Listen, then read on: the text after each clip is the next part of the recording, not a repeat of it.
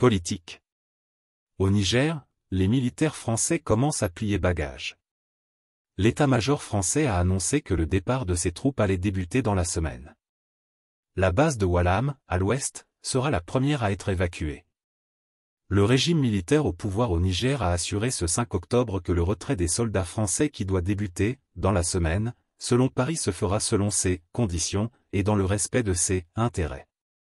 L'état-major français des armées a annoncé plus tôt dans la matinée que ses troupes déployées au Niger allaient amorcer dans les jours à venir leur retrait du pays.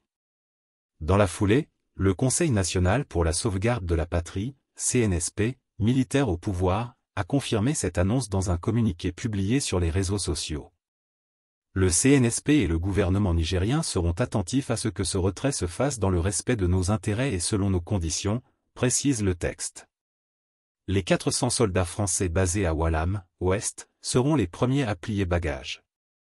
La base aérienne de Niamey où sont stationnés la majorité des militaires français sera ensuite démantelée d'ici à la fin de l'année, poursuit ce communiqué.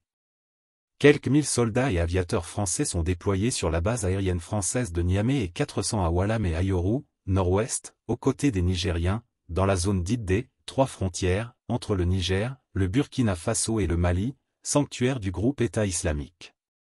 Fin de la coopération militaire franco-nigérienne.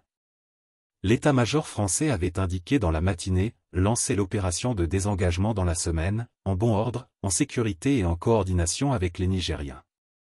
Cette décision intervient après un bras de fer de plus de 2 mois avec le régime militaire issu du coup d'État du 26 juillet contre le président Mohamed Bazoum. Le président français Emmanuel Macron avait annoncé le 24 septembre la fin de la coopération militaire avec le Niger et le départ progressif des militaires français présents dans le pays sahélien, d'ici à la fin de l'année, une exigence des nouvelles autorités de Niamey.